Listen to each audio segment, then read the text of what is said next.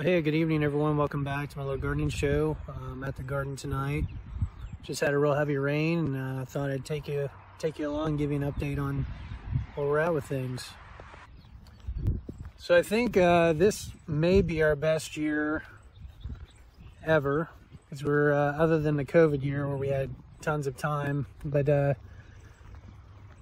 this year we've been able to keep up with everything and keep the garden weeded, and kind of dialed in things in terms of focusing on planting things that we'll actually eat.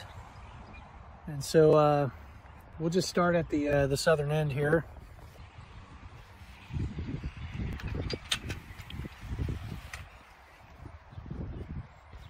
So we came out yesterday and weeded the garden beds pretty good. And as much as I don't like disturbing the soil, it's really an effective way of keeping the weeds at bay. In fact, you have to disturb the soil to some extent. It's just a campaign of regular maintenance. Otherwise, you'll have thistle and all kinds of stuff take over. So with that being said, I've got our garlic, and it's pretty close to harvest time. Doing a little experiment here. I cut most scapes off these two rows and left them on these two rows just to see the difference. But now that they've straightened out and the leaves are starting to change color, we'll probably be harvesting this within the next week or so.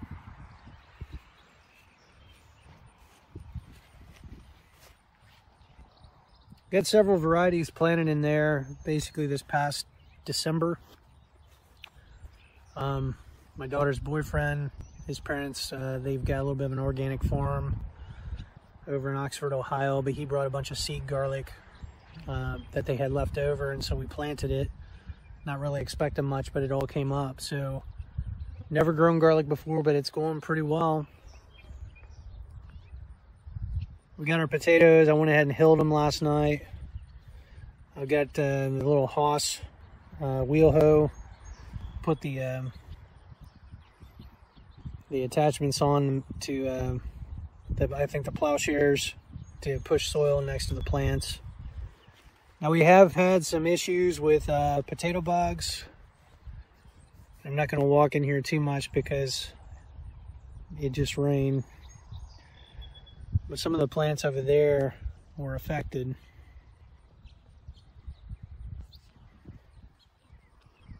Now again, we were able to stay on top of it. You know, when they first appeared, just came out here multiple times, squashed bugs, you know, squashed the little babies that were attaching on the plants, and looked underneath the leaves to try to get any of the eggs. And it did pretty well. Actually, I will walk in here just to see what's going on.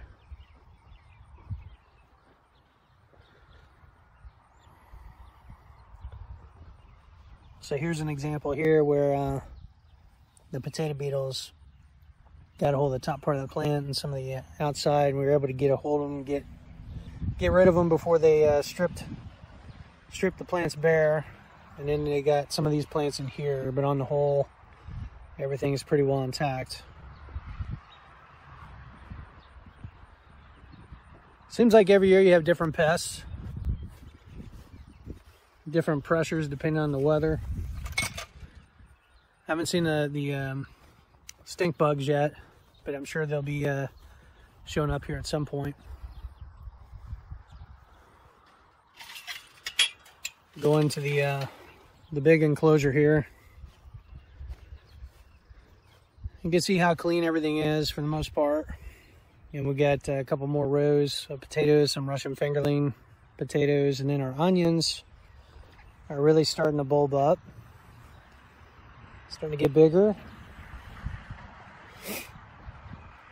And the more leaves they have, the more layers, the bigger the onions are going to get. So like that one's probably going to be pretty big.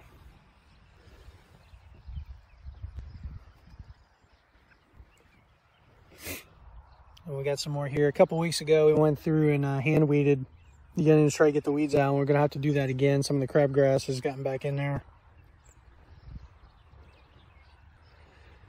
Then we've got our green beans, and they're just looking pretty good. You can see there isn't really any, or hardly any pest damage on them. And they're just loaded with blooms. We've experimented over the years to see how many rows we could plant in a 30-inch space, and it seems like 3 rows planted, you know, spaced apart evenly in that 30-inch space is the optimal optimal planting for us. If we try it, when we tried to do 4, it was just too much, and we didn't get the yield on the beans. But 3 seems like it's perfect. So there's gonna be loads of beans. These are called Jade 2, and we'll have beans here probably within the next 2 weeks, which is perfect because one of my daughters will be coming home this weekend, and then I got another daughter that'll be home in about 2 weeks. So they'll be home in time for green bean harvest. You know, initially we had to weed these beds, but then as you can see, everything filled out. It choked out most of the weeds. The only thing that really grows through is a thistle. And so we've had to stay on top of that and just kind of pull those out as we see it. Then we got our garlic, or not our garlic, our kale.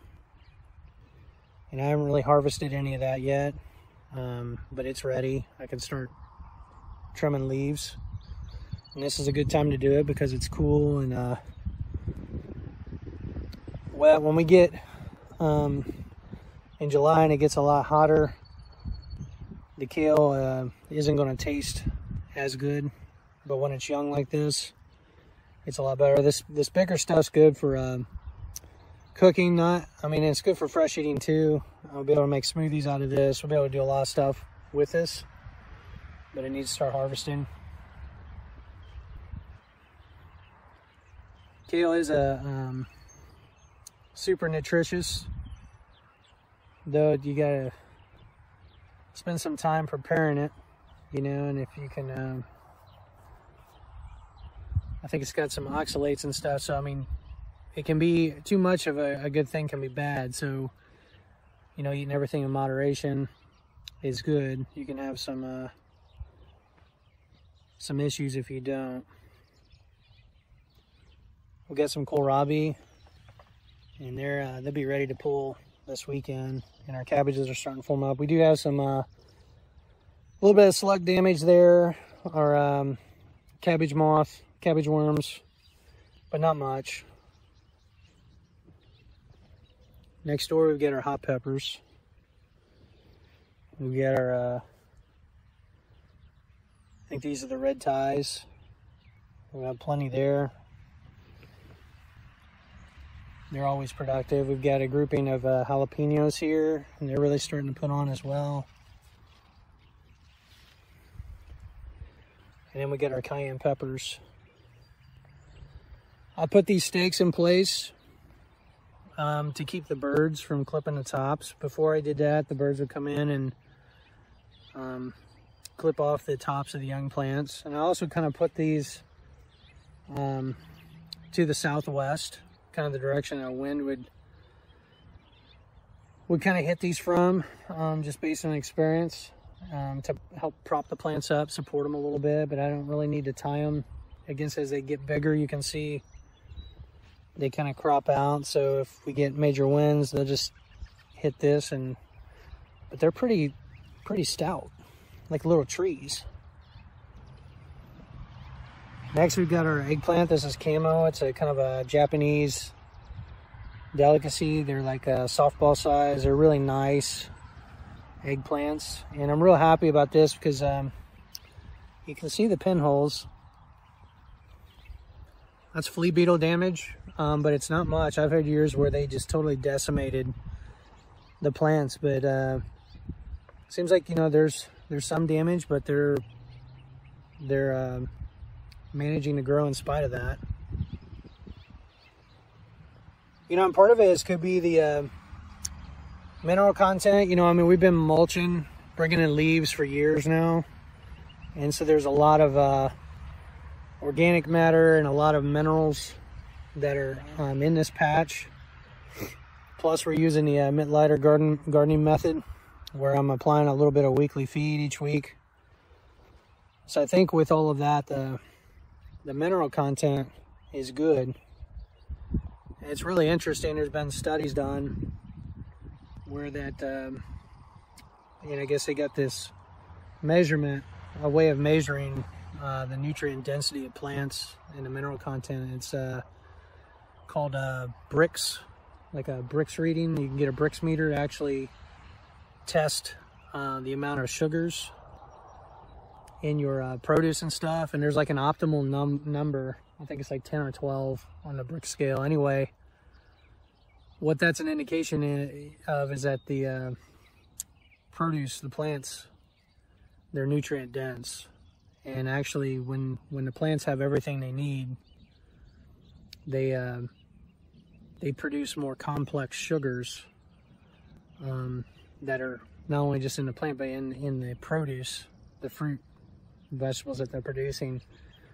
And the pests, you know, the way God's designed everything, they're kind of the cleanup crew. They tend to attack the plants that are weak or that are nutrient deficient, because they don't have the mineral content, and their sugars aren't as complex. And so like the larvae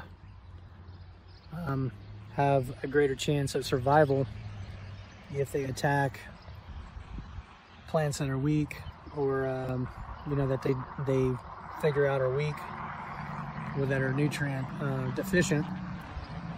That larva can then attack the plants or the produce or whatever, and they can digest those simple sugars. Whereas if they're on the plants that are healthy, they're somewhat impervious to that, because the larvae, they can't digest those complex sugars, and so they'll die. And so the insects know that. And so the fact that I don't have a lot of pest damage is a really good indicator that I've got the biology in the soil right, that the stuff we're growing here is more than likely nutrient dense. You know, it's not just by happenstance. So all good things, right? And again, it's all just so interesting how it's all connected, you know? You know, these plants, they actually have like an immune system, and there's a microbial layer that they have on the leaves that protect them from bacteria and viruses and various things. And again, as long as they have the nutrients and the things they need, they're going to be healthy, and their natural defenses are going to be good. Their ability to uptake nutrients is going to be good. You know, and part of that is, you know, reading up, studying on this, the plants actually have, you know, they control the relationship with the biology in the soil. So when you plant your stuff and the roots start to get established, the plant will, through photosynthesis and all of that, will create these exudates that attract the biology in the soil, the good biology, like mycorrhizal fungi, and a lot of them is a big factor with most plants. I don't think the kale relies on that as much, but the other plants do. But this mycorrhizal fungi will colonize the plant roots. Like basically, there's a symbiotic relationship where they attach onto the plant roots, and they're breaking down minerals in the soil into a water-soluble form that they then transfer to the plants, or give the plants access to through the roots. And in exchange of the roots, the plants give the mycorrhizal fungi and the biology in the soil the exudates. It's a symbiotic relationship. And so that's one of the principles too with this. I haven't exactly applied it yet, but if I wanted things to be even better, other than adding in the leaf mulch each year, I would try to keep this thing planted somehow with like a cover crop, or something to keep a living root in the soil, to keep that going, so that next year, or the following year, when I go to plant, the mycorrhizal fungi is already there. It doesn't take as long to attract it to the plants, and that symbiotic relationship can start right away, and the plants are super healthy that way. So kind of the three principles, and this is laid out in this no-till gardening book. I'm trying to think of the guy's name. He's got a YouTube channel, No-Till Farmers or something. His first name's Jesse. But the main principles are, you want to keep the soil covered as much as possible through cover mulches and things like that, and living mulches. You want to keep it planted, like keep a living root in the ground as much as possible, and you want to disturb the soil, at least in the growing areas, as little as possible. In other words, like with the tilling, you don't want to go super deep, because you're going to destroy how everything's layered in the soil, and you're going to mess up you're basically wrecking the home of the biology that's in the soil, and you have to rebuild. And if you keep doing that year after year after year, you don't cover it, you don't keep it planted, you're not doing cover crops or anything, you're tilling the heck out of the ground every year, eventually you're going to kill the life in the soil. It's going to take a really long time to build that. It could take a while to build it back. And consequently, you're going to have to rely on chemicals. You're going to have to, on synthetic fertilizers and stuff like that, you're going to have to rely on it. So anyway, that's why I'm doing what I'm doing. I'm not following all the principles to a T, but I am trying to keep it covered as much as possible. I'm trying not to disturb, at least past the first couple inches, trying not to disturb it as much as possible. The only thing I'm not really doing is keeping it planted as much as possible. I'm not doing cover crops yet. So anyway, we walked right past the sweet peppers, and lots of good signs here, lots of flowers. Fruit just looks so amazing,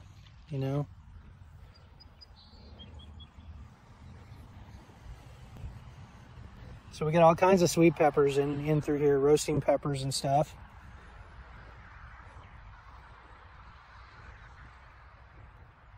And then we got our cabbages. Hoping to make some, not just coleslaw, but maybe some sauerkraut this year. We got more kohlrabi planted out.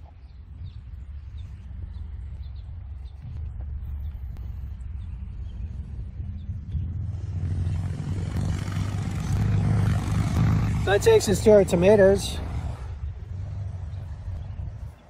And I would say so far this is probably the best start I've had with tomatoes in terms of how clean the patch is. The fact everything is growing for the most part into the trellis. We got lots of flowers.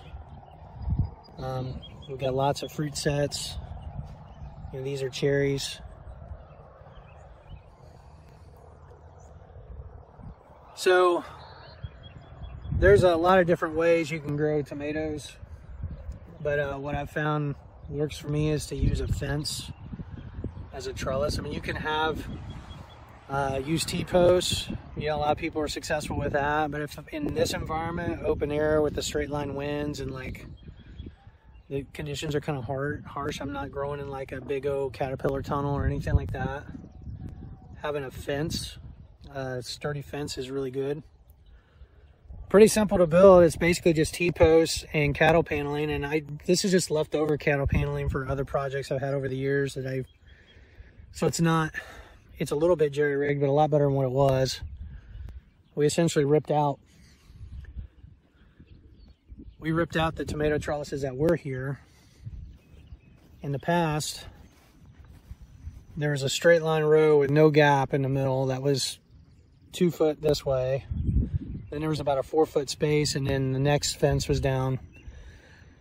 And the challenge with that is I had to plant on the south side of the fence rows, and the sun tracks southwest, across the sky. So the tomatoes are naturally wanting to grow towards the sun. And so it was a battle to get them to grow into the trellis. Well, I wised up, and this year we ripped everything out and redid it. We added a lot more space to make it a lot easier to come in here and maintain. We, not only did we do that,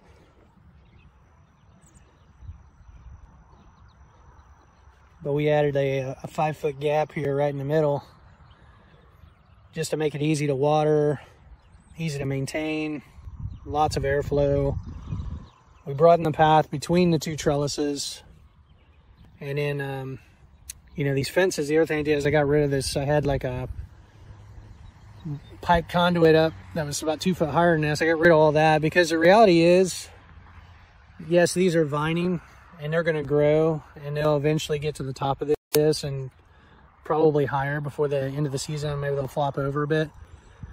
But I didn't need like a 8 or 10 foot high wall for these things to climb. I want stuff where I don't have to strain the harvest, you know, and instead it's going to bush out. And I'm going to be pruning this periodically, but it works out. It's worked out really well. Basically, the plants are growing into the trellis. They are growing a little bit out, but not near as much as they normally do. So it's been a lot easier to train them because I'm trying to train them in the direction they kind of want to go anyway. And what I do when we plant these, we use a power auger. It's a battery powered. You can drill about 60 holes on one battery, and we got 2 batteries that we work between, which is more than enough to do what we need to do, you know, drill holes for our plant starts. But for the tomatoes, we drill a hole about 8-10 inches deep. By this time, the plants are about 2 foot tall. Well established, good little root ball. And then I've got this tomato twine. Got a big box of it. It's in a roll where you just kind of pull the string out. And I kind of go back and forth on those T-posts there, back and forth, back and forth, back and forth until I've got enough string, and then I clip the one in and then hold it and work my way this way and clip the other end. And then I've got all my trellis twine that are about 10 foot long pieces, 8 to 10 foot. And when we go to plant, I wrap it around the root ball and we throw it in and we bury it, and then I just kind of gently wrap the plant. And then what we do as they're growing, we, you know, now it'll probably be every week, but initially it was like maybe every 2 weeks, I would wrap a little bit more to, you know, as it's growing. But then I would trim off the bottom branches. And as you can see, they're pretty clean, about 1 foot up on each one.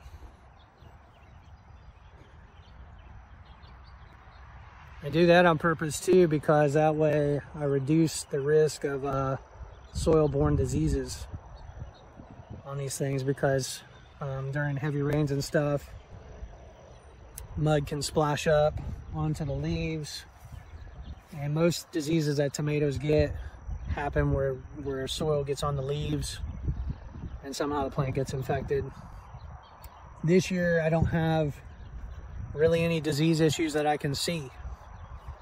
There's been prior years where, again, maybe, and I think part of it too is because of the way everything's spaced and there's plenty of ventilation, that when it does rain, because of how the airflow is, the leaves dry out, you know, pretty quick.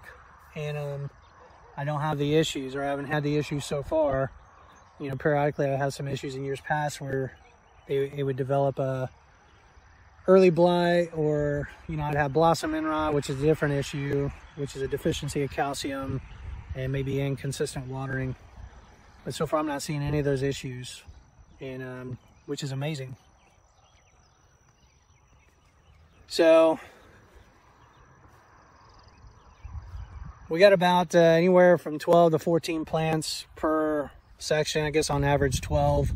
So I've got 48, close to 50 tomato plants in this space, and they're just doing really well.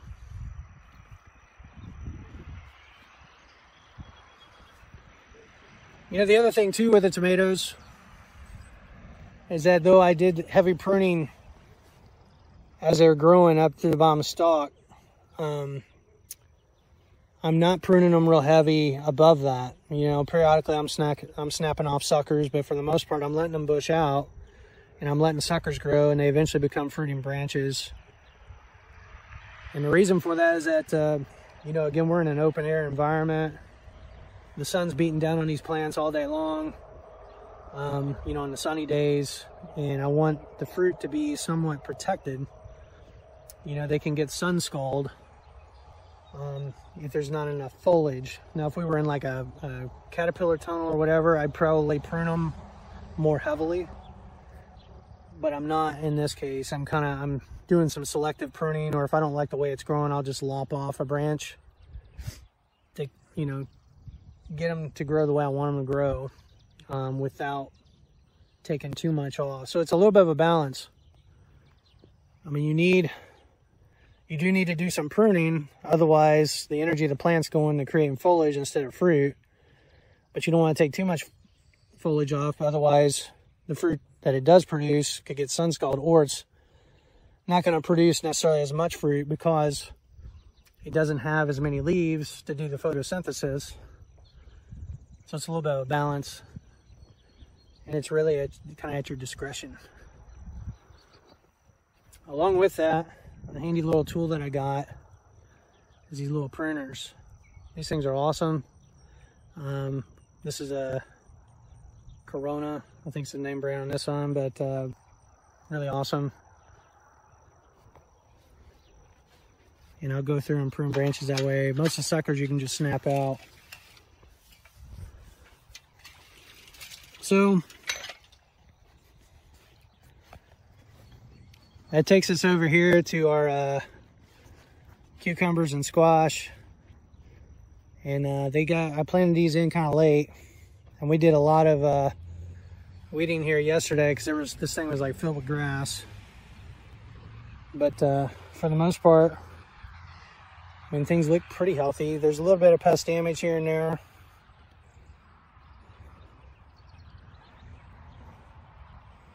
And there's a lot of leaf mulch in this area because, you know, in the fall we had, I think it was 4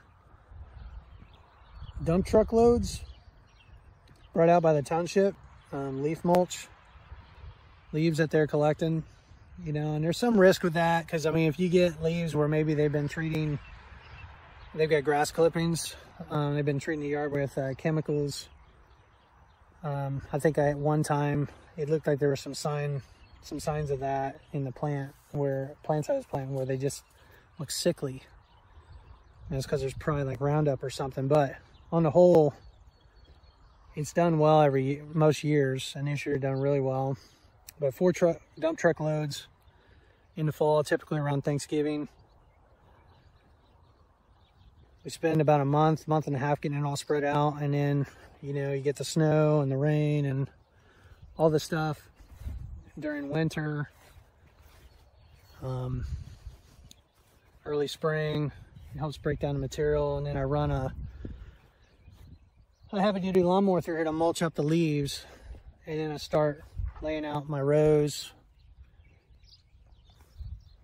with my posts and everything, and then prepping the beds, you know, in terms of raking back the cover to expose the ground, to plant some stuff in there, or drilling into the cover with the auger when it's time to plant. And it's just worked out real well.